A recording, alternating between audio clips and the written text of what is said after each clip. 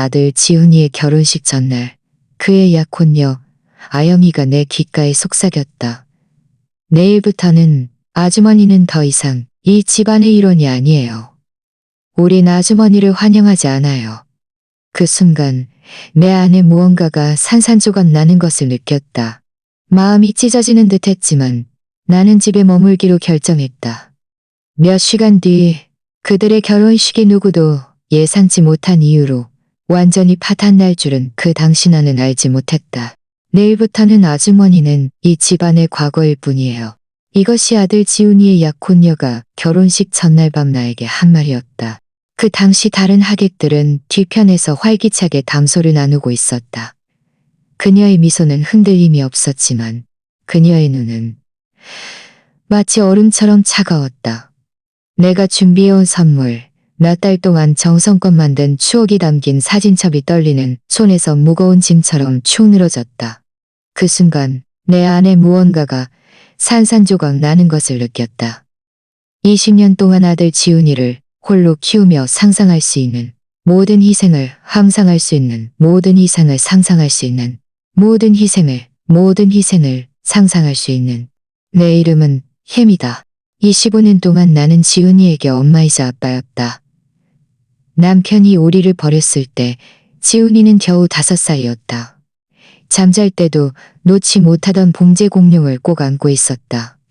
우리가 단둘이 지내던 첫날 밤 그는 커다란 눈으로 나를 올려다보며 물었던 것을 기억한다. 엄마, 아빠는 언제 와? 나는 눈물을 삼키고는 그저 미소 지으며 말했다. 가끔 사람들은 다른 길을 가야 할 때가 있단다. 그때부터 몇 년 동안 나는 매일 새벽 5시에 일어나 지훈이의 등교 준비를 하고 진료소로 달려가 첫 번째 일을 했다. 그곳에서 나는 접수원으로 일했다. 그 후에는 백화점으로 가서 두 번째 일을 했고 밤늦게까지 일했다. 집에 돌아오면 너무 피곤해서 신발도 벗지 못하고 잠들 때가 많았지만 나는 언제나 지훈이의 하루 이야기를 듣고 숙제를 도와주고 학교 축구 경기에서 그의 전담 응원단이 될 에너지를 남겨두었다. 나는 한 푼이라도 아꼈다. 새 옷을 사지 않았고 머리도 스스로 잘랐다. 그의 대학 학비를 대기 위해 장학금이 부족했을 때는 심지어 차까지 팔았다. 지훈이가 법대를 졸업했을 때 나는 그 겁먹은 어린 소년에게 했던 말 없는 약속을 지켰다고 느꼈다. 내가 어떤 희생을 감수하더라도 그는 가능한 모든 기회를 가질 것이라고. 그래서 3년 전 그가 아영이를 나에게 소개했을 때 나는 정말로 그녀를 좋아하려고 노력했다. 그녀는 아름답고 세련되고 말을 잘했다. 이 모든 것은 내가 결코 가지지 못한 특성들이었다. 그녀는 유명 광고 회사에서 일했고 항상 단정하게 차려입었다. 지훈이는 그녀에게 홀린 듯 보였다. 그녀가 방에 들어설 때마다 그이고 나는 그저 그가 행복하기를 바랐다. 하지만 처음부터 아영에게는 나를 불안하게 만드는 무언가가 있었다. 지훈이가 등을 돌렸을 때 그녀의 미소가 사라지는 방식. 마치 나와 이야기하는 것 자체가 엄청난 은이라도 되는 양 거만한 어조로 나를 대하는 방식.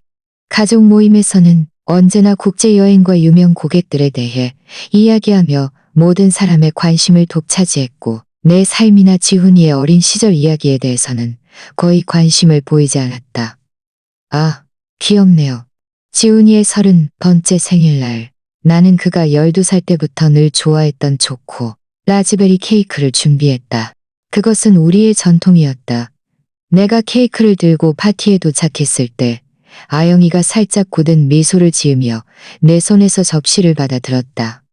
혜미 아주머니, 지훈 씨는 지금 저탄수화물 식단을 하고 있어요.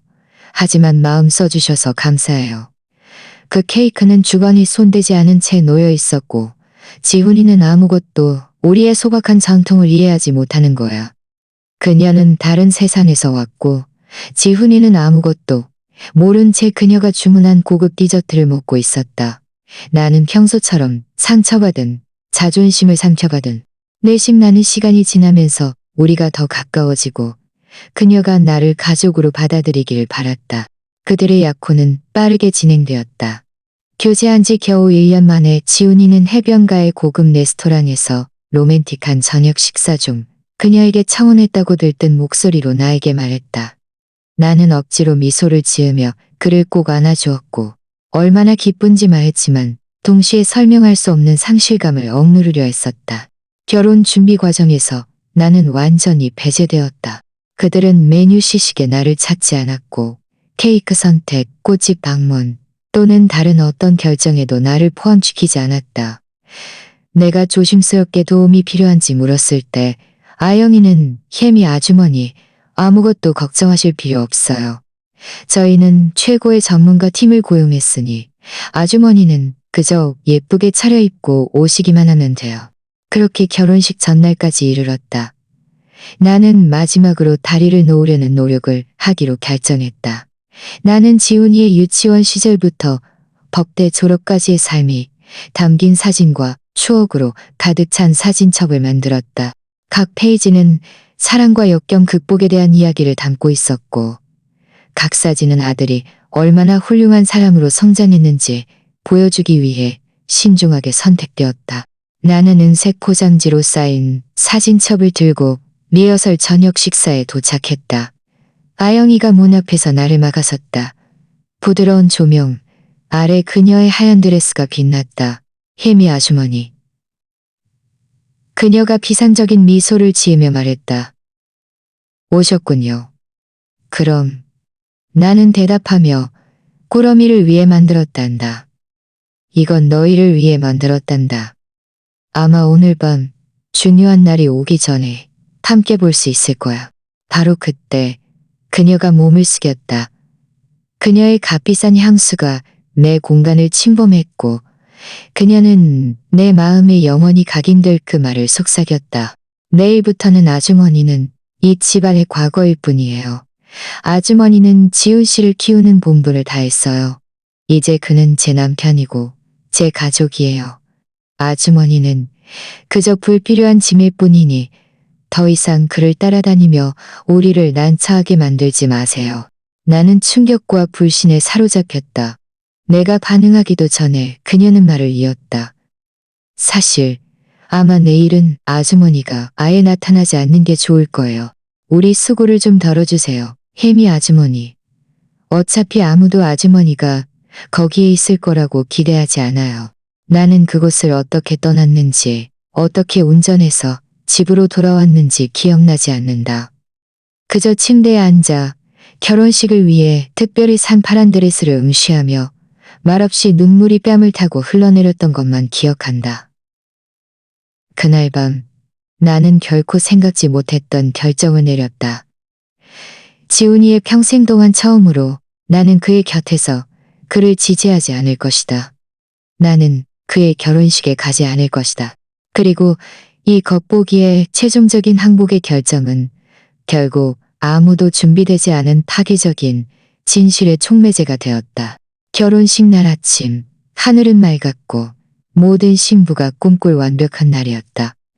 나는 알람이 울리기 전에 깨어났다. 수년간의 일찍 일어나는 습관이 내 몸에 내장된 시계처럼 각인되어 있었다. 잠시 동안 나는 자동적으로 움직였다. 커피를 끓이고 옷걸이에서 드레스를 꺼내고 이 행사를 위해 특별히 산 신발을 옆에 두었다. 단순하고 우아한 아들 결혼식에 자랑스러운 엄마가 입을 만한 스타일. 그리고 아영이의 얼굴이 마치 주먹으로 배를 맞는 듯한 충격으로 다가왔다. 아주머니는 그저 불필요한 짐일 뿐이에요. 나는 주방 식탁에 앉아 떨리는 손으로 커피잔을 감쌌다. 아침 햇살은 몇 년 전 전문 기사를 고용할 돈이 없어 내가 직접 갈았던 타일 바닥에 그림자를 드리웠다. 내 전화기가 끊임없이 진동하기 시작했다. 교회로 향하는 가족과 친구들의 메시지였다. 모두 내가 어디에 있는지 묻고 있었다. 나는 모든 메시지를 무시했다. 1시간 후 지훈이의 첫 전화가 걸려왔다. 나는 그가 음성 메시지로 넘어가게 했다. 무너지지 않고는 그의 목소리를 들을 수 없었다. 그의 음성 메시지는 걱정과 혼란으로 가득했다. 엄마, 어디세요? 모두 엄마를 기다리고 있어요. 제발 전화 좀 받아주세요. 25년 만에 처음으로 나는 의도적으로 그를 실망시켰다. 그 고통은 거의 신체적인 것이었다. 마치 내 안에 중요한 무언가를 찢어내는 듯했다. 하지만 아영이의 말은 내가 오랫동안 무시해왔던 상처를 헤집어 놓았다. 수년간 나는 지훈이의 필요를 내 필요보다 우선시했다. 나는 내 감정을 억누르고 차가운 멸시와 거만한 대우를 삼켰다. 이 모든 것이 아들을 사랑한다는 이름으로. 하지만 그날 아침 내 안에서는 다른 무언가가 끓어오르고 있었다. 너도 존중받을 가치가 있어. 너도 존엄성을 가질 자격이 있어. 라고 말하는 목소리였다. 나는 처음으로 아들이 아닌 나 자신을 선택했다. 오전 10시 초인종이 울렸다. 결혼식 복장을 한 채 얼굴에 걱정과 짜증이 뒤섞인 내 여동생 소영이었다. 언니, 대체 뭐 하는 거야? 모두 언니를 찾고 있어. 1시간 뒤면 시작이라고. 나는 그녀에게 들어오라고 손짓했다. 말할 수 없었고 눈물이 터져 나오기 직전이었다. 우리는 거실에 앉았다. 파란 드레스는 옷장문에 걸려 있었고 마치 있어야 할 곳에 있지 못한 유령 같았다. 안 갈 거야.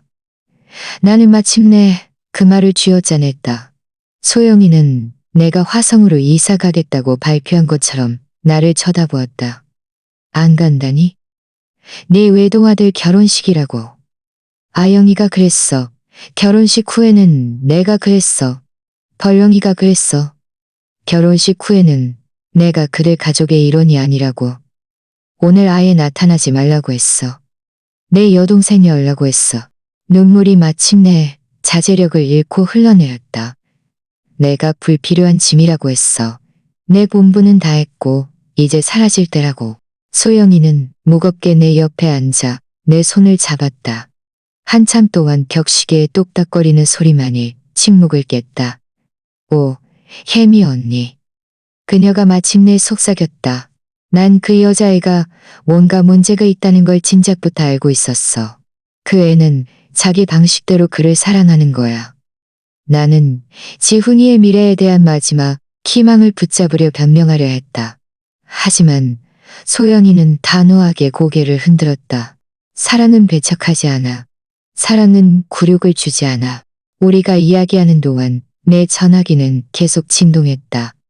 메시지와 전화가 쏟아져 들어왔다.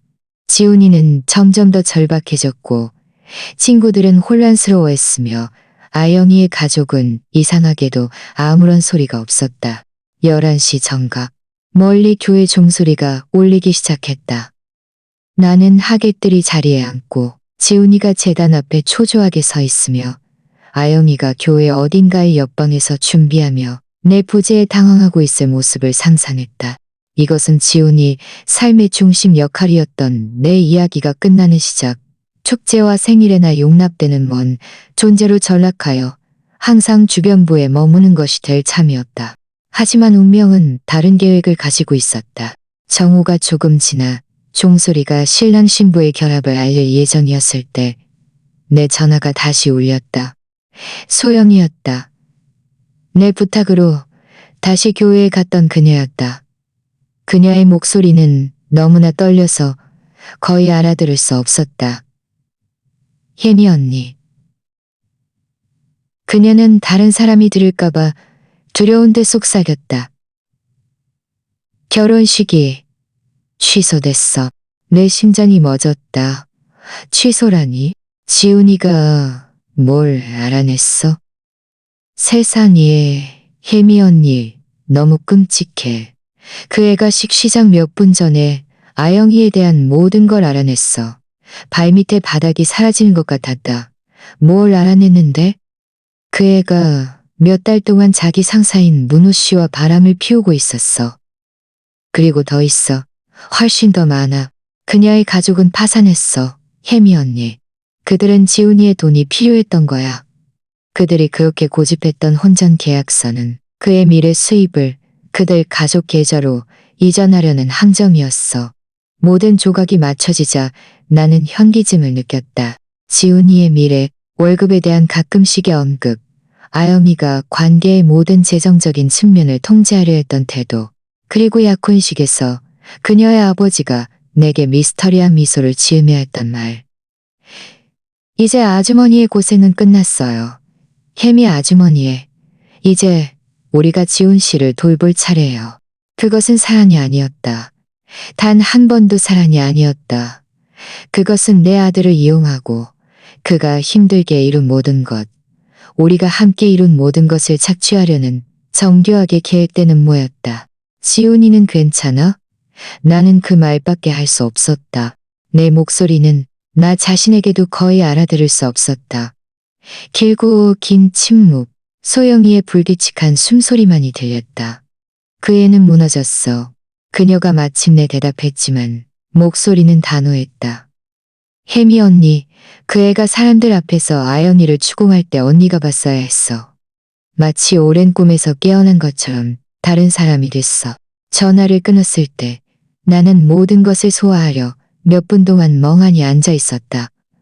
취소된 결혼식, 대신 재정적 음모. 그리고 이 모든 것 속에서 나를 가슴 아프게 한 나의 부재. 나의 부재는 결국 내 아들의 공개적인 굴욕을 목격하는 것으로부터 나를 구한 유일한 것이었다. 아마 나는 아영이에게 고마워해야 할지도 몰라. 이날 나를 밀어낸 것에 대해 나는 씁쓸한 아이러니를 담아 생각했다.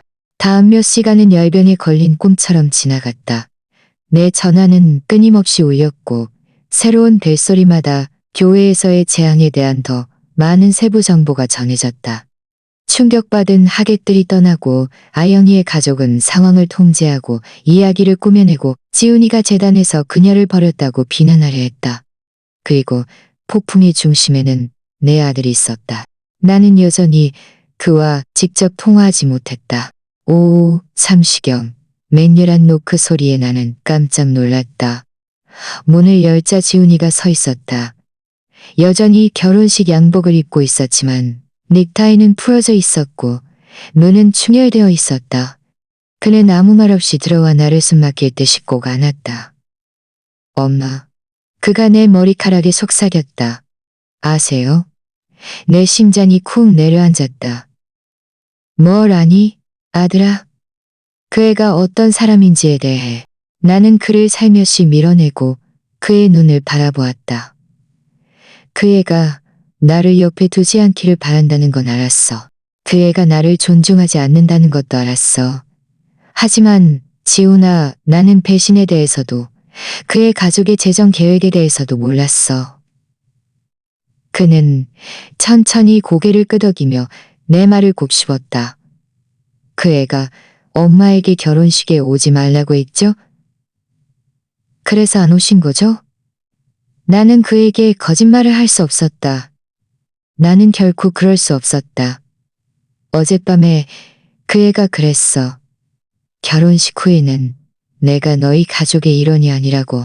그의 얼굴은 어두워졌고 돌처럼 차가운 고통과 그의 이목구비를 스쳤다. 그리고 엄마는 그 애를 믿었단 말이에요? 내가 그런 일이 일어나도록 내버려 둘 거라고 믿었어요. 그 질문은 번개처럼 나를 강타했다. 수년간 그를 키우고 누구보다 그의 마음을 잘 안다고 생각한 후에 나는 정말로 그가 나를 자기 삶에서 쫓아내도록 내버려 둘 것이라고 믿었을까? 진실은 고통스러웠다. 그렇다. 나는 믿었다. 지훈이를 불신해서가 아니라 아영이가 그에게 행사하는 힘을 보았기 때문이었다. 지훈아, 그의 옆에 있으면 너는 다른 사람이 돼. 가끔은 내가 거의 알아보지 못하는 사람으로. 그는 소파에 털썩 주저앉아 두 손으로 얼굴을 감쌌다. 알아요. 그가 손가락 사이로 힘겹게 말했다. 알고 있었어요. 나는 그의 옆에 앉아 그의 어깨에 부드럽게 손을 얹었다. 교회에서 무슨 일이 있었는지 네 입으로 듣고 싶구나. 지훈이는 숨을 깊이 들이마셨다. 마치 힘을 모으는 듯했다. 문호 씨에게서 사진을 받았어요. 아영이랑 문호 씨 사진이요. 최근 사진이에요. 분명히 뭔가 있었겠죠. 그는 침을 꿀꺽 삼켰다. 문호 씨가 식시작 몇 분 전에 사진을 보여줬어요. 처음엔 믿지 않았어요. 뭔가 오해거나 우리가 만나기 전 사진이라고 생각했어요. 하지만 아니었어요. 나는 조용히 덧붙였다. 아니었어. 사진 모서리에 날짜가 있었고 지난 기념일에 내가 선물한 팔찌를 차고 있었어. 그의 목소리가 갈라졌다. 나는 그 애를 추궁할 준비를 하고 있었어요. 처음엔 전면 부인하더니 나중엔 그저 실수였다고, 순간적인 나약함이었다고 말했어요. 그런데 그의 사촌 혜산이가 샴페인을 너무 많이 마시고 긴장해서 실수로 혼전 계약서 이야기를 꺼냈어요. 아영이 아버지가 전날 밤자기들 재정 문제가 내일이면 해결될 거라고 축배를 들었다고요. 나는 눈을 감고 아들이 겪었을 배신의 무게를 느꼈다. 이것은 단순한 불충실함이 아니었다. 이것은 그를 사랑했어야 할 사람들이었거늘 정교하게 고안된 함정, 거미줄 같은 거짓말이었다. 바로 그때 깨달았어요. 지훈이가 목소리를 굳건히 하며 말을 이었다. 이건 처음부터 저에 대한 게 아니라 제가 제공할 수 있는 것에 대한 것이었어요. 제 미래 월급, 제 경력, 제 인맥, 모두 계획의 일부였던 거죠.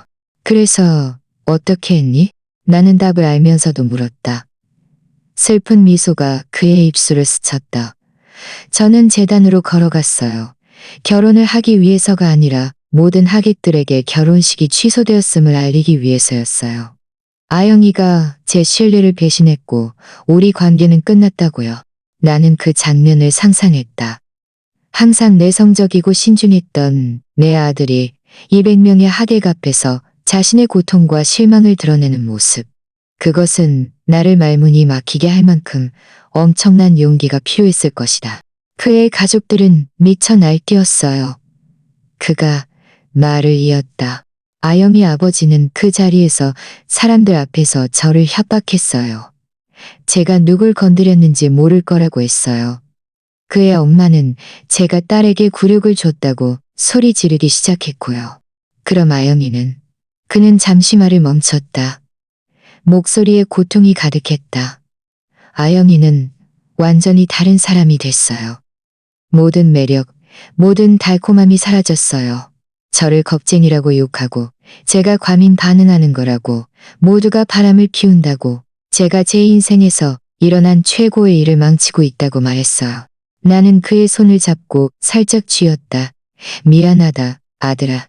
그가 내 손을 꽉 잡았다. 그의 눈이 내 눈을 바라보았다. 엄마, 제가 가장 상처받았던 게 뭔지 아세요? 배신도 아니었고 그 재정 음모를 알아낸 것도 아니었어요. 엄마를 제 곁에서 밀어내려 했다는 걸 깨달은 거였어요.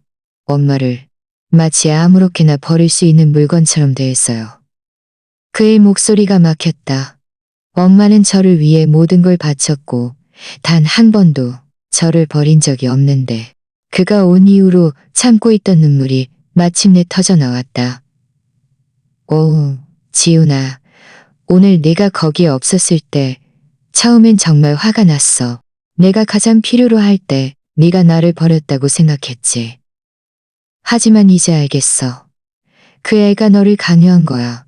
그 애가 너에게 내가 원한다고 믿게 한 거야. 내가 그 애를 믿지 말았어야 했는데. 나는 죄책감에 휩싸여 인정했다. 내가 거기에 있었어야 했어. 그 애가 무슨 말을 했든. 지훈이는 단호하게 고개를 흔들었다. 아니요. 어쩌면 이게 더 나았을지도 몰라요. 엄마는 그 난장판을 목격할 필요가 없었으니까요. 그리고 이상하게도 엄마의 부재가 오히려 저를 더 명확하게 보게 만들었어요. 제 삶에서 가장 믿을 수 있고 안정적인 존재인 엄마가 거기에 없다는 걸 깨달았을 때 제 머릿속에서 뭔가 딸깍하고 움직이는 것 같았어요. 모든 것을 의심하기 시작했죠. 우리 사이에는 정적만이 흘렀다. 정원 멀리서 새들이 지저귀는 소리와 가끔 울리는 내 전화 벨소리만이 들렸다. 이제 우리는 그것들을 완전히 무시했다. 이제 어떻게 할 거니? 나는 마침내 물었다. 지훈이는 어릴 때부터 생각할 때마다 하던 버릇처럼 손으로 머리를 쓸어 넘겼다. 잘 모르겠어요. 실제적인 문제들을 처리해야 해요. 신혼여행 취소하고 선물 돌려주고, 그리고 그의 가족들이 쉽게 포기하지 않을 것 같아요. 아영이 아버지는 인맥이 넓고 돈이 절실한 것 같으니 우리가 함께 헤쳐나갈 거야. 나는 단호하게 말했다. 내 안에서 새로운 결심이 솟아나는 것을 느꼈다. 무슨 일이 있더라도. 지훈이가 웃었다. 몇 달 만에 처음 보는 그의 진정한 미소였다. 함께요. 그는 고개를 끄덕이며 내 손을 꽉 잡았다. 그날 밤 지훈이가 내가 그를 위해 오랫동안 비워두었던 방에서 잠들었을 때 나는 뒷마루에 앉아 별을 바라보았다. 내 아들이 겪고 있는 고통은 실제적이고 깊었다. 하지만 동시에 작고 은밀한 안도감이 있었다. 우리는 결혼식 취소보다 더 나쁜 일을 피한 것 같았다. 수년간의 조종, 고립, 재정적, 감정적 학대. 그 당시 나는 몰랐지만 이야기는 아직 끝나지 않았다. 사실 그날의 사건들은 또 다른 더 큰 싸움의 사막에 불과했다. 우리의 인내뿐만 아니라 우리의 존엄성, 우리의 진실, 심지어 우리의 진실. 결혼식이 취소된 지 일주일 후 내가 두려워했던 폭풍이 마침내 몰아쳤다. 처음에는 속삭임과 작은 파문이 우리의 비교적 작은 지역사회에 퍼져나갔다. 그러다 거의 밤새도록 케일로 변했다. 아영이의 버전의 사건이 소셜미디어에 퍼지기 시작했다. 버려진 신부, 불안정한 약혼남에게 파괴된 신부, 그리고 그 약혼남은 집착이 강한 어머니의 조종에 굴복했다는 이야기였다. 그녀는 결혼 드레스를 입고 교묘하게 흐트러진 화장을 한 사진을 올리고는 어떤 사람들은 언제 물러나야 할지 몰라요. 어떤 어머니들은 기대를 놓지 못해요. 라는 캡션을 달았다. 낯선 사람들은 지지를 보냈고 친구들은 어떤 남자가 재단에서 여자를 버리겠느냐고, 어떤 어머니가 성인 아들의 관계에 간섭하겠느냐고 물었다. 그녀의 이야기는 설득력 있고 감정적이었으며 전적으로 조작된 것이었다. 신경 쓰지 마. 지훈이가 그 게시물들을 나에게 보여주었을 때 나는 그에게 조언했다. 그의 얼굴은 분노로 창백했다. 중요한 사람들은 진실을 알 테니까. 하지만 우리는 그 상황이 그렇게 간단하지 않다는 것을 알게 되었다. 거짓말의 다리는 길다는 우리 할머니가 늘 하시던 말씀처럼 아영이의 거짓말은 마라톤을 달리고 있었다. 나는 슈퍼마켓에서 이상한 시선을 느끼기 시작했다. 약국에 들어가면 대화가 갑자기 멈췄다. 오랜 친구가 지훈이의 결혼식을 질투 때문에 망쳤다는 것이 사실이냐고 메시지를 보냈다. 심지어 지훈이가 어릴 때부터 나를 알던 우리 교구 신부님도 전화해서 아들에게 자기 길을 가도록 내버려 두는 것에 대해 나랑 사적으로 이야기하고 싶다고 했다. 내가 느낀 분노는 곧더 고통스러운 것으로 대체되었다. 수치심. 그 거짓말을 믿어서가 아니라 수년간의 말없는 희생과 가장 어려운 상황에서도 지켜냈던 존엄성 이후에 내가 남의 이야기에서 악당으로 묘사되고 있다는 사실 때문에. 동시에 지훈이도 자신만의 싸움에 직면했다. 그가 일하는 법률사무소의 한 파트너는 공교롭게도 아영이 아버지의 친구였는데 그의 판단력과 감정적 안정성에 의문을 제기하기 시작했다. 그가 어렵게 얻은 고객들은 갑자기 그와 일하기를 꺼렸다. 그리고 칙칙한 목요일 아침, 결혼식이 취소된 지 약 열흘 후 마지막 폭탄이 떨어졌다. 무표정한 택배기사가 배달한 공식 서신이었다. 수신인은 나였다. 떨리는 손으로 봉투를 열자 법적 통지서가 나왔다. 아영이의 가족이 나를 명예훼손, 정신적 피해, 그리고 가장 터무니없는 계약 관계 방해로 고소하고 있었다. 나는 즉시 시내 대형 로펌에서 법률 보조원으로 일하는 친구 경아에게 전화했다. 그녀는 퇴근 후 바로 우리 집으로 와서 서류를 읽으며 얼굴이 굳어졌다. 이건 순전히 협박이에요. 혜미 언니. 그녀가 마침내 말했다. 서류를 주방 식탁에 내려놓으며 그들은 언니를 겁주고 싶어 하는 거예요. 이 계약 관계 방해라는 건 언니가 그들의 재정 계획을 망쳤다는 걸 예쁘게 말하는 것뿐이에요. 재정 계획? 경화는 놀란 얼굴로 나를 쳐다보았다. 몰랐어요? 아영이 가족은 거의 파산 상태예요. 아버지가 지난 몇 년 동안 형편없는 투자로 수백만 원을 잃었어요. 그들은 이 결혼으로 재정 상황을 안정시키려고 했던 거예요. 그 소식은 내 뱃속의 돌처럼 가라앉았다. 그래서 사랑 때문이 아니었다. 단 한순간도. 모든 것이 돈 때문이었다. 통제, 재정적 안정, 그리고 내가 결혼식에 불참함으로써 수년간의 순종 끝에 이루어진 자근자기 보호 행위로 나는 아영이에게 상황을 역전시킬 완벽한 기회를 준 것이었다. 그녀는 불충실하고 기회주의적인 신부로 비춰질 수 없었기 때문에 나를 아들을 놓지 못하는 원한 많고 통제적인 어머니로 묘사한 것이다. 참으로 교활한 방식으로 영리했다. 다음날 지훈이도 비슷한 서신을 받았다. 그는 얼굴이 창백해져 집에 돌아와 서류를 탁자에 던졌다. 그들이 저를 고소하겠다고 협박했어요. 아영이 아버지는 제가 공개적으로 그들의 명예를 회복시켜주지 않으면 엄마를 법정으로 끌고 갈 거라고 했어요. 엄마를 재정적으로 파탄낼 거라고요. 내 심장이 빠르게 뛰었다. 지훈이는 이제 막 법대를 졸업했고 여전히 학생 대출금을 갖고 있었다. 그의 경력은 이제 막 시작되었는데 터무니없는 소송이라 할지라도 그가 발판을 마련하기도 전에 그를 파산시킬 수 있었다. 어떻게 할 거니? 나는 답을 듣기 두려워 물었다. 지훈이는 주먹을 꽉 쥐었다. 그의 눈에는 어린 시절의 그를 떠올리게 하는 맹렬한 결심이 번득였다. 장애가 있는 그부를 보호하기 위해 자기보다 2배나 큰 깡패들에게 맞섰던 그 소년. 싸울 거예요. 그가 말했다. 우리 둘을 위해 싸울 거예요. 그날 밤 나는 밤새도록 잠을 이루지 못했다. 아영이가 거만한 순간에 했던 말이 떠올랐다. 아주머니는 이 세상이 어떻게 돌아가는지 몰라요. 혜미 아주머니. 인식이 전부예요. 사람들은 진실이 아니라 그들이 보는 것을 믿어요. 그녀는 어느 정도 옳았다. 인식이 중요했다. 사람들은 그녀를 믿었다. 그녀가 희생자 역할을 너무나 잘 연기했기 때문에 만약 인식이 그녀의 무기라면 우리는 진실로 싸워야 했다. 속삭임이나 뒤에서 정중하게 하는 것이 아니라 공개적으로 모든 사람의 눈앞에서. 그리고 나는 우리가 필요로 하는 탄약을 가지고 있었다. 다음 날 나는 집안의 작은 사무실을 뒤져 수년간 거의 본능적으로 보관해왔던 모든 증거를 찾아냈다. 지훈이가 나에게 전달했던 이메일. 아영이가 그들의 미래 재정적 기대에 대해 이야기하는 내용. 그가 나에게 보여주었던 문자, 메시지 스크린샷. 그녀가 왜 그가 돈이 되는 사건 대신 무급 공익 사건을 고집하느냐고 의문을 제기하는 내용. 그리고 가장 중요하게는 지훈이가 나에게 보여달라고 했던 혼전 계약서 사본.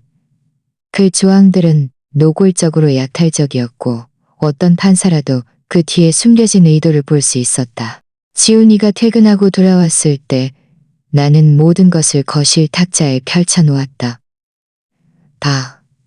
나는 서류들을 가리키며 말했다. 우리만의 무기가 있어. 진실. 그는 서류들을 살펴보고 천천히 고개를 끄덕였다. 네, 증거는 있어요. 하지만 이걸 어떻게 그들에게 맞서 사용하죠? 우리가 공개적으로 나서면 그저 복수하는 것처럼 보일 거예요. 오히려 우리가 복수심에 차 있고 원한이 많다는 그들의 주장을 뒷받침하게 될 거고요. 나는 그의 말을 숙고했다. 그가 옳았다. 우리는 전략이 필요했다. 네 말이 맞아. 이걸 그냥 소셜미디어에 던져버릴 수는 없어. 우리는 전문가의 도움이 필요해.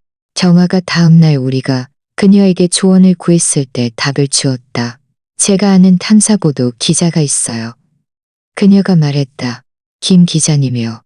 그는 금융사기나 기업 음모를 폭로하는데 전문이에요. 만약 당신들이 구체적인 증거를 가지고 있다면 그가 이걸 소셜미디어 가십이 아니라 합법적인 기사로 만들 수 있을 거예요. 그 아이디어는 완벽했다. 탐사보도 기사는 우리의 개인적인 진술로는 결코 가질 수 없는 신뢰성을 가질 것이다. 그리고 더 중요하게는 서사의 초점을 가족 드라마에서 금융사기로 바꿀 것이다.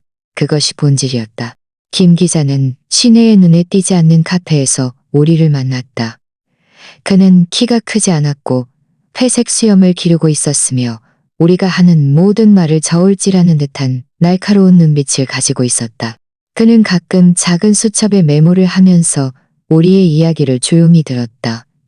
당신들이 가진 것은 매우 강력해요. 그가 마침내 말했다. 특히 혼전 계약서와 아영이 가족의 재정 기록이요. 하지만 더 많은 것이 필요해요. 독립적인 확인이 필요합니다. 다음 2주 동안 김 기자는 지칠 줄 모르고 일했다.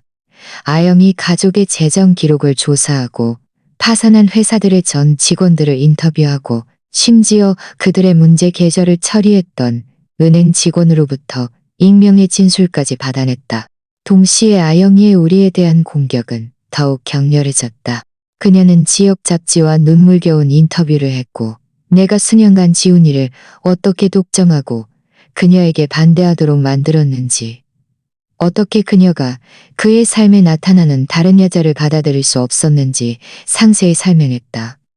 그녀의 가족들은 지훈이의 사업 연락처에 전화하기 시작했고 그가 감정적으로 불안정하고 중요한 법적 문제들을 처리하는데 신뢰할 수 없다고 암시했다. 압력은 거의 견딜 수 없을 정도였다. 지훈이는 매일 집에 돌아올 때마다 점점 더 지쳐갔고 불면증으로 눈이 퀭했다. 나 자신도 거의 밖에 나갈 엄두를 내지 못했다. 수십 년 동안 알고 지낸 이웃들의 시선, 속삭임, 그리고 말 없는 판단을 항상 느끼는 것 같았다. 그리고 결혼식 취소 한 달 후 김 기자의 기사가 실렸다. 취소된 결혼식 뒤에 숨겨진 장씨, 가족의 재정 음모. 이 기사는 지역에서 가장 존경받는 신문의 2페이지 전체를 차지했다. 온라인 버전은 훨씬 더 상세했다. 그것은 잠시 회사의 연쇄 파산, 미상환 대출, 그리고 이전에 조용히 합의되었던 사기 혐의를 임상적인 정확성으로 충격적으로 상세히 설명했다. 기사에는 혼전 계약서에 대한 법적 분석이 포함되어 있었는데 독립적인 변호사들이 그것을 약탈적이고 도덕적으로 의심스러운 것으로 분류했다. 그렇다. 기사는 결혼식 취소의 도화선이 된 불륜에 대해서도 언급했고 고급 레스토랑에서 낭만적인 분위기에서 찍힌 것으로 보이는 흐릿하지만 알아볼 수 있는 아영이와 그녀의 상사 사진이 첨부되었다. 반응은 즉각적이었다. 온라인 댓글이 쇄도했다. 나나 지훈이를 향한 것이 아니라 아영이와 그녀의 가족을 향한 것이었다. 그녀는 그의 마음이 아니라 그의 돈을 원했군요. 불쌍한 엄마, 홀로 아들을 키운 후에 그렇게 대우받다니. 장씨, 가족은 순전히 금전만 밝히는 사람들이었군요. 바람의 방향이 바뀌었다. 진실이 세상에 드러나 우리가 말로만으로는 결코 할 수 없었던 일을 하고 있었다. 그날 밤 지훈이와 나는 집 현관에 앉아 조용히 차를 마셨다. 몇 주 만에 처음으로 공기 중에는 긴장감이 없었다. 단지 공통된 피로감과 어쩌면 작은 희망의 실마리만 있었다. 끝났다고 생각하니? 나는 마침내 물었다. 지훈이는 별을 한참 동안 바라보다가 대답했다. 모르겠어요. 그의 가족들은 이제 궁지에 몰렸어요. 그리고 절박한 사람들은 절박한 짓을 하죠. 그가 나를 돌아보았다. 그의 눈은 몇 달 만에 가장 맑았다. 하지만 적어도 이제 우리는 대등한 무기로 싸우고 있어요. 거짓말에 맞서는 진실로요.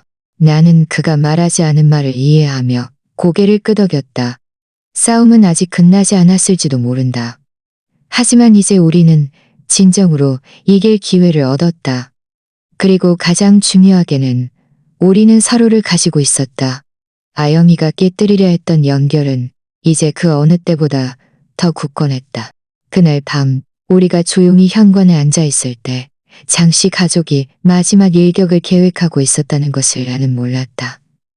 너무나 대담하고 무모한 움직임이라 아무도 예측할 수 없었을 것이며 그것은 우리의 삶을 영원히 바꿀 것이었다. 김 기자의 기사가 발표된 후의 평화는 마치 태풍의 눈 같았다.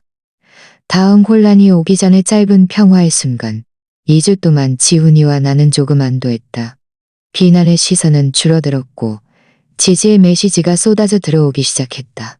심지어 지훈이의 법률사무소에서 멀어졌던 일부 고객들도 돌아와 자신들이 오해했다고 인정했다. 나는 잠시 가족 쪽의 침묵을 의심했어야 했다.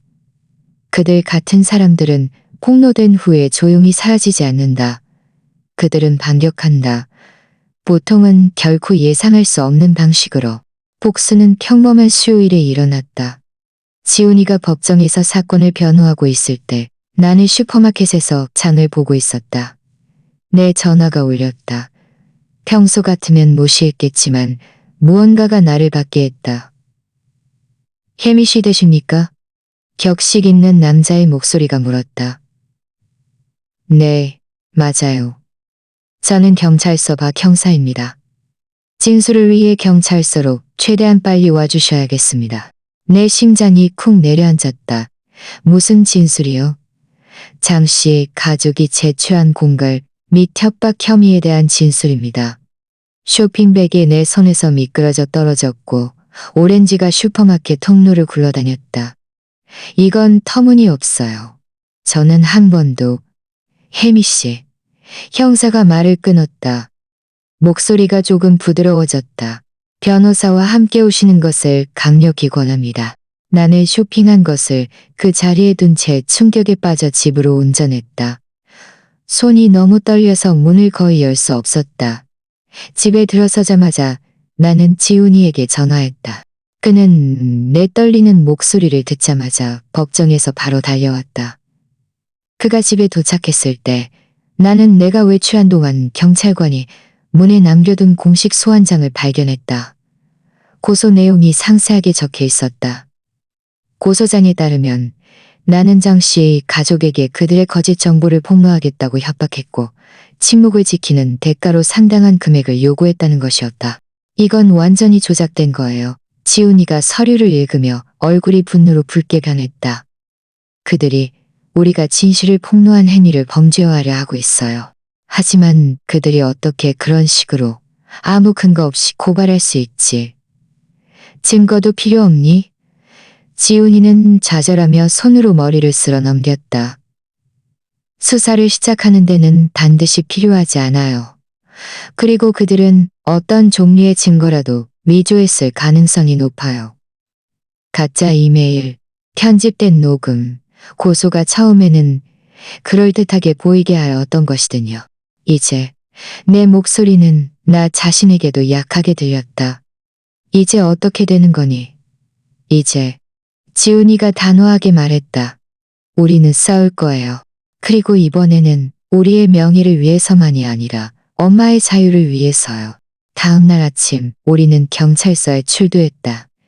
지훈이는 밤새도록 우리의 초기 변론을 준비했고 나는 그 옆 주방 식탁에 앉아 장 씨 가족과의 모든 상호작용에 대해 기억할 수 있는 모든 세부 정보를 제공했다. 경찰서는 시내에 있는 오래되고 웅장한 건물이었다. 우리가 입구 계단을 오를 때 나는 작은 기자 무리가 모여 있는 것을 보았다. 누군가가 고소에 대한 정보를 언론에 유추한 것이었다. 아무 말도 하지 마세요. 지훈이가 속삭였다. 기자들을 서둘러 지나가면서 한 팔로 나를 보호했다. 단 한마디도 하지 마세요. 박 형사는 피곤한 눈빛과 읽을 수 없는 표정을 가진 중년 남자였다. 그는 우리를 작은 신문실로 안내했다. 나에게는 초현실적인 경험이었다. 평생 동안 나는 법의 다른 편에 서 본 적이 없었다. 혜미 씨. 그가 녹음기를 켜놓 말했다. 고소 내용을 알고 계십니까? 네. 나는 내 목소리의 확고함에 놀라며 대답했다. 그리고 그것들은 완전히 거짓입니다. 지훈이가 전문적으로 끼어들었다.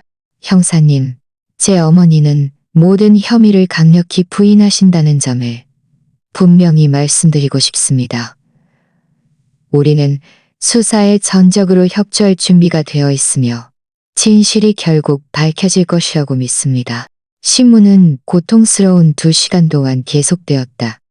나는 아영이와 그녀의 가족과의 모든 상호작용, 결혼식의 불쌍한 동기, 그리고 장씨 가족을 폭로한 기사에 내가 도움을 주면서 진정으로 원했던 것이 무엇인지 질문받았다. 나는 모든 질문에 솔직하게 대답했지만 신문이 진행되면서 형사의 태도에서 몇 가지 불안한 적을 발견했다. 그는 이미 결론을 내린 듯 보였다. 마치 진정으로 수사하는 것이 아니라 그저 형식적인 절차를 밟는 것 같았다. 우리가 마침내 떠났을 때 지훈이는 초조해 보였다. 그는 공정하지 않았어요. 우리가 차로 걸어갈 때 그가 속삭였다. 누군가 그를 먼저 찾아갔어요. 내 마음이 가라앉았다. 아영이 가족이 경찰에 인맥이 있다고 생각하니? 아마 직접적인 건 아닐 거예요. 지훈이가 대답했다. 하지만 그의 아버지는 돈과 영향력이 충분해서 그렇게 할 수 있을 거예요. 그리고 절박한 사람들은 도덕 같은 건 신경 쓰지 않아요. 다음 며칠 동안 상황은 더욱 악화되었다. 이야기는 모든 지역 신문에 유출되었지만 내용은 왜곡되었다. 엄마, 아들의 전 약혼녀 가족에게 갈취 혐의로 기소되다. 내 이름과 사진은 어디에나 있었다. 내가 일하던 작은 미용실에서는 정중하게 전화해서 모든 것이 잠잠해질 때까지 쉬는 것이 좋겠다고 말했다. 김 기자의 기사 이후 다시 나에게 인사했던 이웃들은 다시 시선을 피하기 시작했다. 고립감은 압도적이었다. 어느 날 밤 지훈이와 내가 주방 식탁에 앉아 서류를 검토하다가 나는 무너져 울었다. 어쩌면 우리가 포기해야 할지도 몰라. 나는 속삭였다.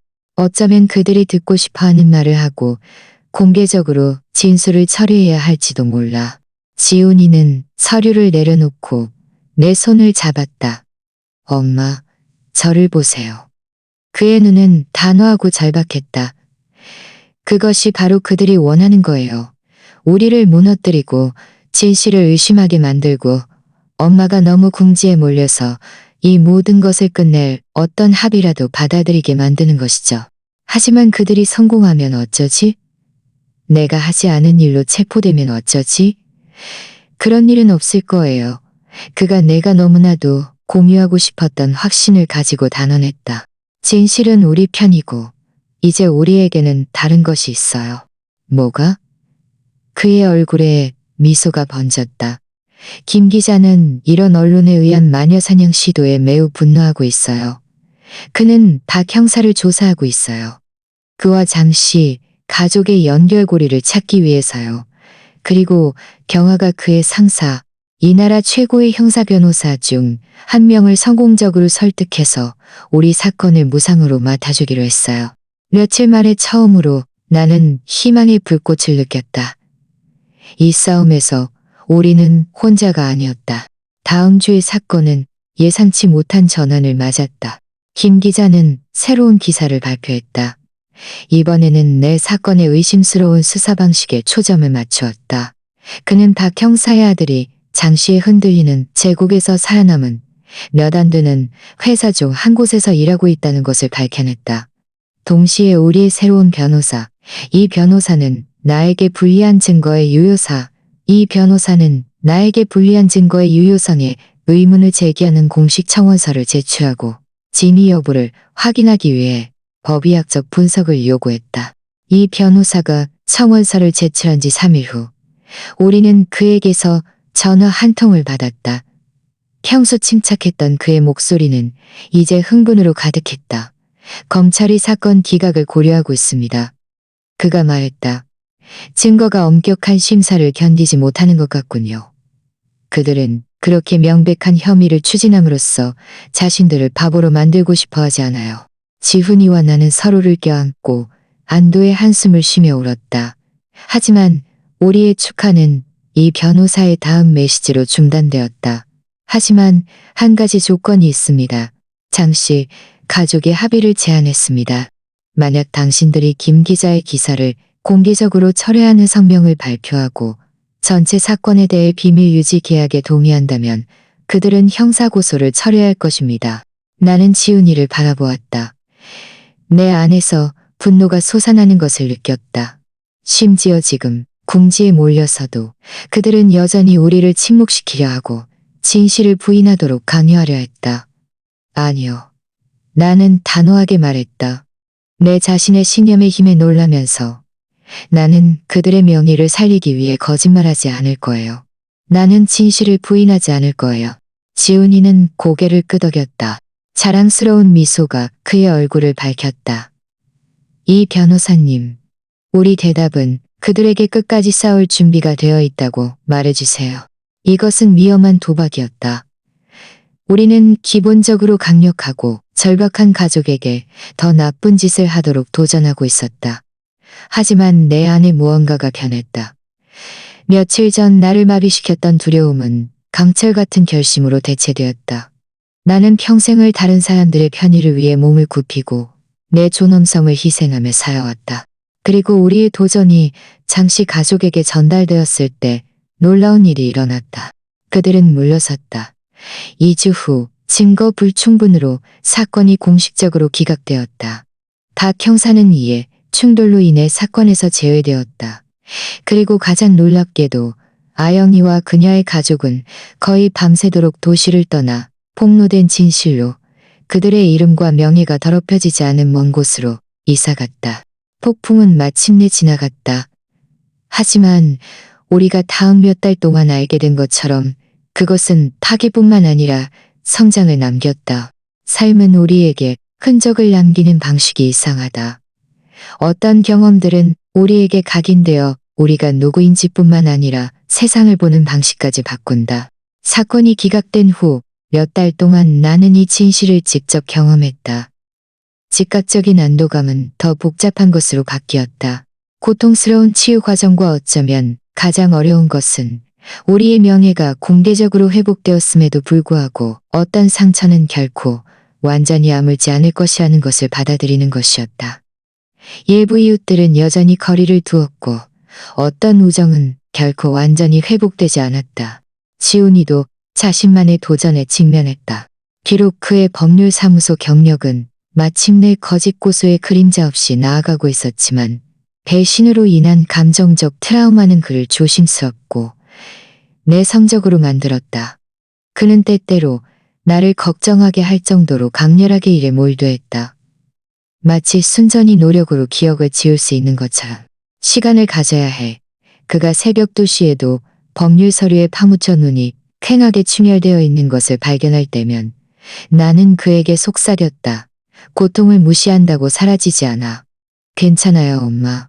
그는 늘 그렇게 대답했고 그의 미소는 그의 눈에 닿지 않았다. 그냥 할 일이 많아서요.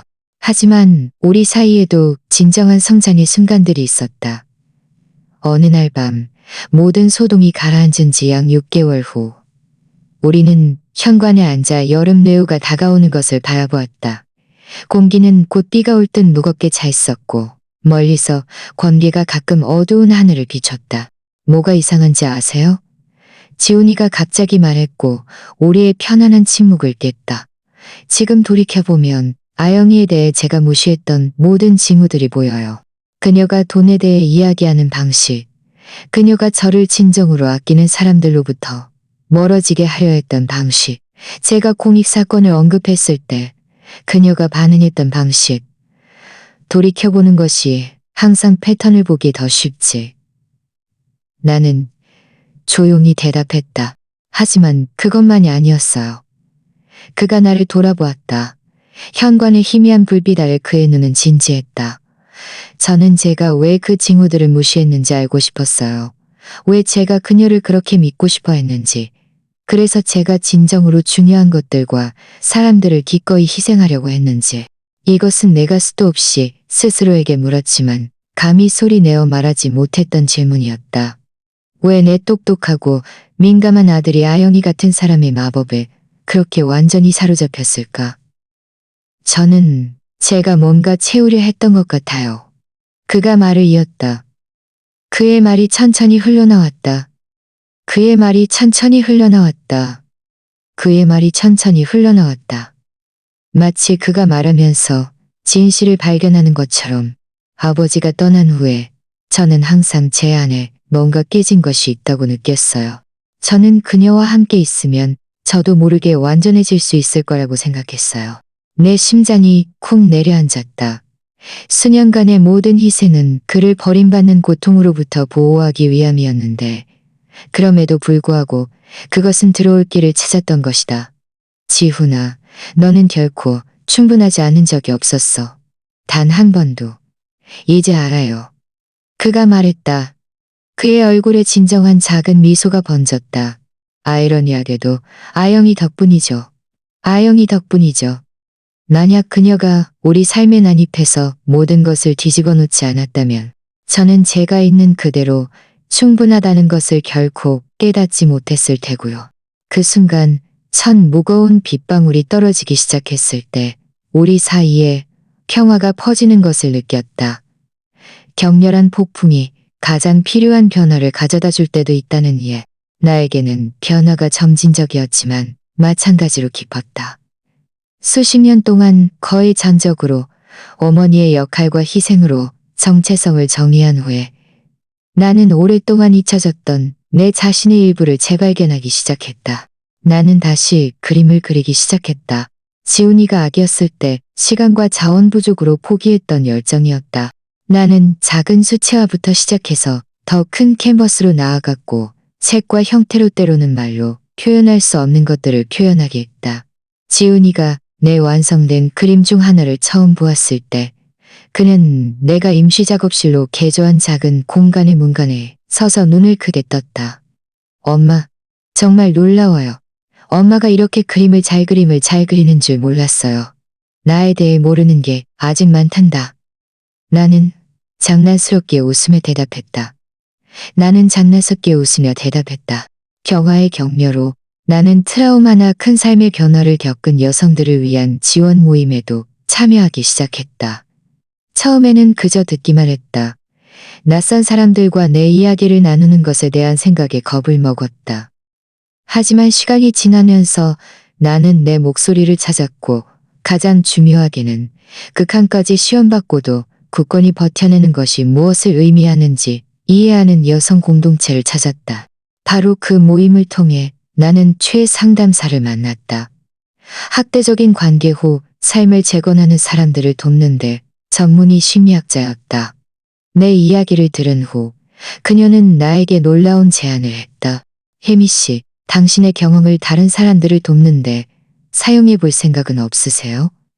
우리는 비슷한 상황을 겪고 있는 여성들을 위한 멘토링 프로그램을 운영하고 있어요. 당신이 훌륭한 멘토가 될 거라고 생각합니다. 내 고통이 더 큰 목적을 가질 수 있다는 생각, 다른 사람들이 그들만의 폭풍을 헤쳐나가는 데 도움이 될 수 있다는 생각은 내 안에 무언가를 점화시켰다. 나는 최상담사의 훈련을 받기 시작했고 감정적으로 무너지지 않으면서 다른 사람들을 지지하는 데 필요한 기술을 배웠다. 사건이 끝난 지 6개월 후 나는 소수의 여성들을 대상으로 첫 공식 연설을 했다. 내 손은 너무 떨려서 노트를 거의 잡을 수 없었다. 하지만 내가 말하기 시작하자 말은 자연스럽게 흘러나왔다. 제 이름은 혜미입니다. 나는 말을 시작했다. 제 삶의 대부분 동안 저는 사랑이 자신을 지우는 것을 의미하고 강인함이 모든 것을 의미한다고 믿었습니다. 저는 여러분에게 견디는 것을 의미한다고 믿었습니다.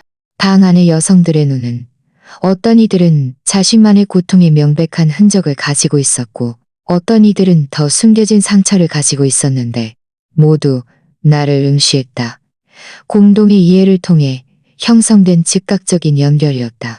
진정한 힘은 당신이 얼마나 많은 고통을 묵묵히 견딜 수 있느냐에 있는 것이 아니라 언제 목소리를 내야 할지, 언제 경계를 설정해야 할지, 언제 이것은 용납할 수 없다고 말해야 할지 아는 데 있습니다.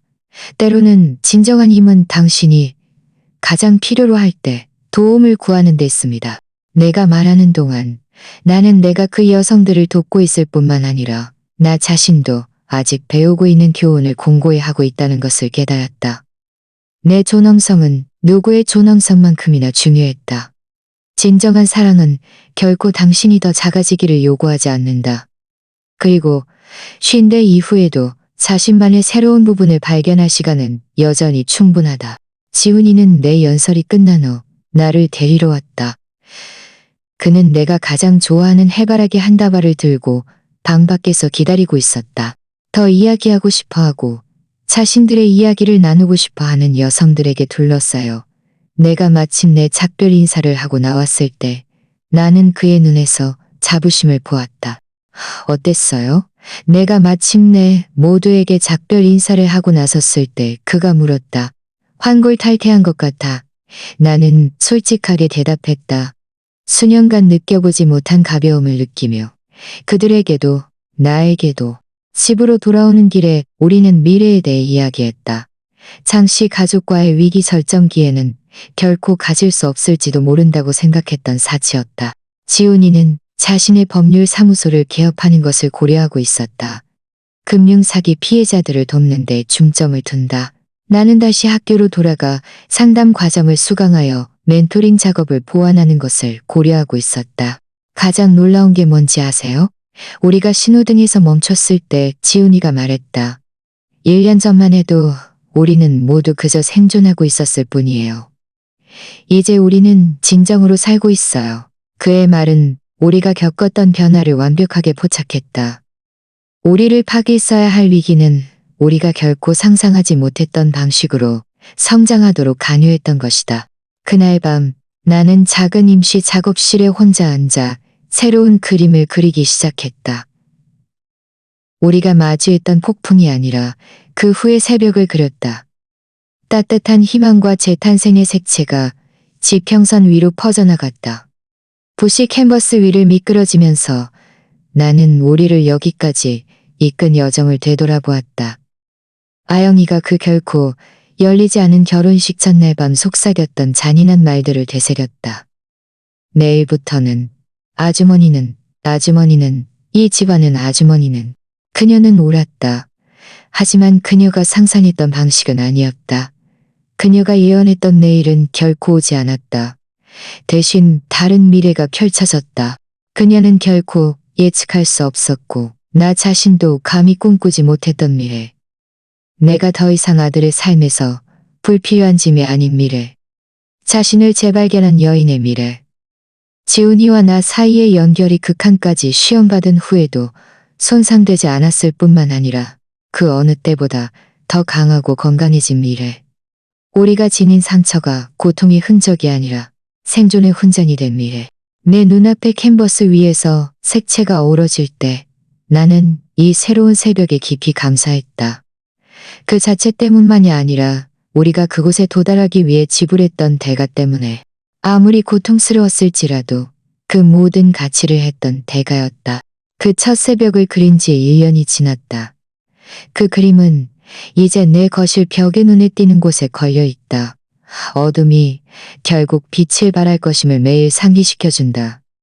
시간, 변화의 위대한 스승은 자신의 치유 작업을 마쳤다. 상처를 지우는 것이 아니라 그것들을 우리 삶의 더 넓은 테피스트리에 엮어 넣는 방식으로. 지훈이가 성장한 방식은 때때로 내가 거의 표현할 수 없을 정도로 깊은 자부심으로 내 마음을 채웠다.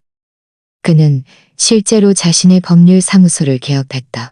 작지만 빠르게 성장하고 있으며 금융사기 미법적 조작 피해자들을 돕는 데 전문이다. 이 일은 그가 이전에는 결코 느끼지 못했던 만족감을 준다. 각 사건은 달라요. 우리가 이제 신성한 전통이 된 일요일 저녁 식사 중 한 번 나에게 말했다. 하지만 패턴은 항상 같아요. 약한 사람들이 그들을 보호해야 할 사람들에게 착취당하는 거죠. 모든 고객에게서 엄마의 그림자를 봐요. 나의 여정은 놀라운 방향으로 계속되었다. 멘토링 작업이 확장되었고 나는 지역사회센터, 여성쉼터, 심지어 일부 지역대학에서 정기적으로 강연을 하기 시작했다.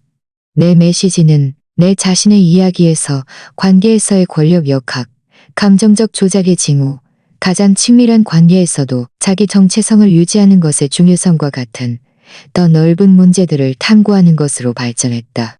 그렇다 나는 그 상담 과정을 마쳤다.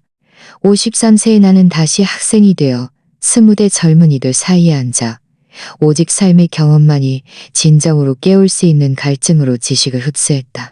처음에는 어색함을 느끼고 너무 늦게 다시 시작하는 것에 거의 부끄러움을 느꼈다. 하지만 곧 나는 내 독특한 관점이 교수들과 젊은 그부들 모두에게 높이 평가받는다는 것을 알게 되었다. 당신은 우리가 막 연구하고 있는 것을 경험했어요. 한 20대 그부가 수업 토론에서 내가 경험담을 공유한 후 나에게 말했다. 이것은 학습의 완전히 다른 차원을 가져다 줍니다. 그림도 내 삶에 남아있다.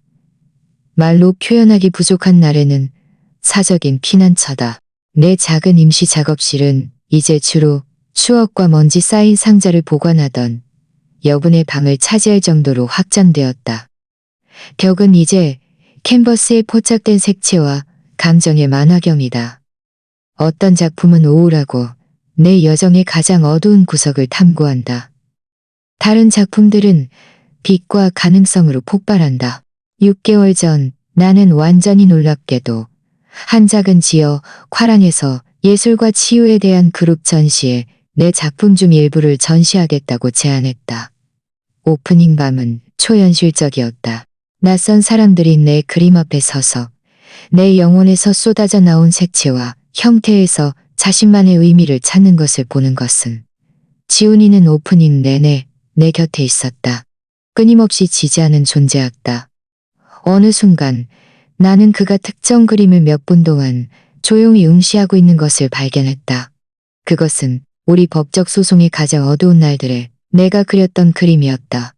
짙은 파란색과 보라색의 색조, 멀리 지평선에 아주 짙죠. 그때 그런 느낌이었죠. 그가 조용히 물었다.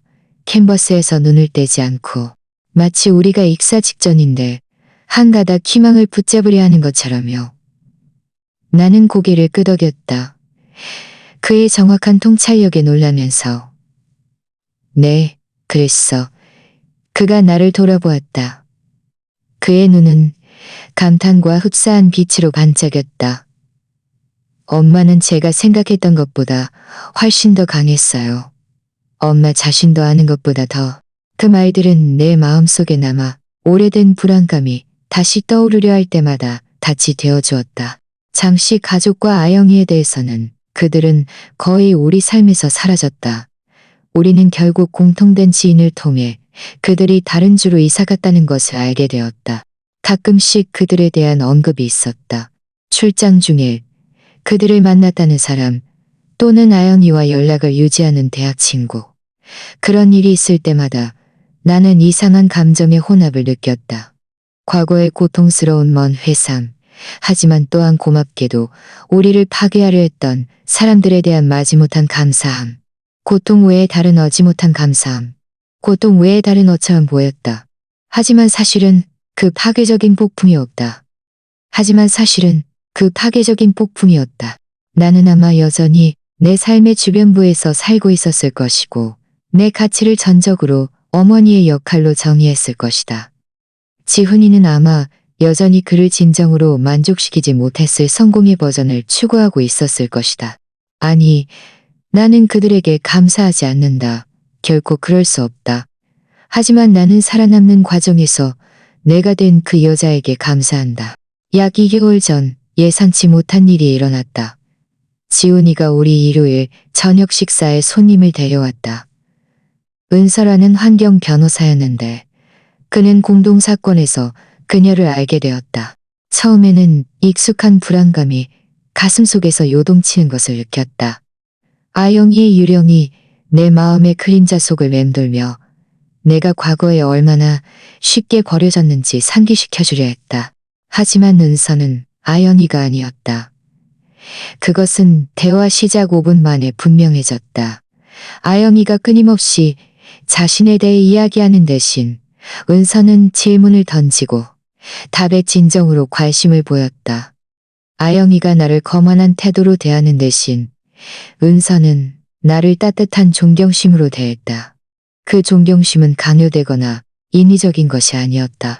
어느 순간 내가 디저트를 내왔을 때 그녀는 복도에 걸려있는 내 작은 그림 중 하나를 발견했다. 이건 정말 멋져요. 그녀가 말했다. 가까이 다가가 자세히 살펴보며 그 특정한 빛을 포착하는 방식이요. 정식으로 훈련받으셨나요? 그 특정한 빛을 포착하는 방식이요. 정식으로 훈련받으셨나요? 나는 약간 어색해하며 대답했다. 이 관심에 그냥 최근에 다시 시작한 취미 같은 거예요. 재능이 정말 뛰어나시네요. 아마 당신 작품을 보시고 싶어 하실 거예요. 은서가 떠난 후 지훈이와 나는 편안한 침묵 속에 나란히 앉아 있었다. 그가 마침내 말을 꺼내기 전까지. 그래서 엄마는 그 애에 대해 어떻게 생각하세요? 그가 아무렇지 않은 척하려 했지만 내 대답의 중요성을 완전히 숨기지 못하고 물었다. 나는 신중하게 생각한 후에 대답했다. 그 애는 정말 진실하고 현재에 충실한 것 같아. 다른 사람을 진정으로 볼 줄 아는 사람 같아. 지훈이가 한숨을 쉬었다. 그가 내내 숨기고 있던 숨이었다. 네, 저도 그렇게 느꼈어요. 너희 진지하니? 나는 너무 깊이 파고들지 않으려 노력하며 물었다. 천천히 가고 있어요. 그가 입가에 미소를 띠며 대답했다. 우리 둘 다 복잡한 감정적인 짐을 가지고 있으니까요. 하지만, 네, 이건 특별할지도 모른다고 생각해요. 목이 메는 것을 느꼈다. 희망과 결코 완전히 사라지지 않을지도 모르는 자녀적인 두려움이 뒤섞였다. 지훈이는 내 얼굴에서 무언가를 보았음에 틀림없다. 그가 닫고 있던 접시를 내려놓고 그의 젖은 손을 내 손에 얹었기 때문이다. 엄마, 저는 교훈을 얻었어요. 가장 혹독한 방식으로요. 저는 징후를 읽고 겉모습보다는 본질을 중요하게 여기는 법을 배웠어요. 그리고 다시는 아무도 저를 진정으로 사랑하는 사람들로부터 떼어놓지 못하게 할 거예요. 그의 눈은 내 눈을 단호하고 맑게 바라보았다. 그리고 그건 엄마를 포함해요. 언제나 엄마를 포함해요. 그날 밤 지훈이가 떠난 후 나는 차 한 잔을 들고 현관에 앉아 별을 바라보았다. 나는 한때 젊었던 나 자신, 아빠는 언제 집에 와? 라고 묻는 어린 소년을 안고 있던 엄마를 떠올렸다. 나는 내가 밤새도록 잠 못 이루던 밤들, 내가 충분히 하고 있는지, 충분히 주고 있는지, 충분히 좋은지 걱정했던 밤들을 떠올렸다. 만약 내가 과거로 돌아가 젊은 나 자신에게 말할 수 있다면 무엇을 말할까?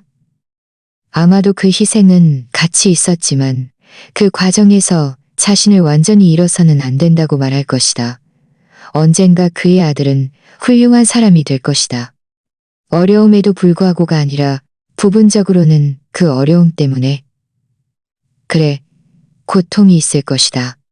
너무나 많은 고통이.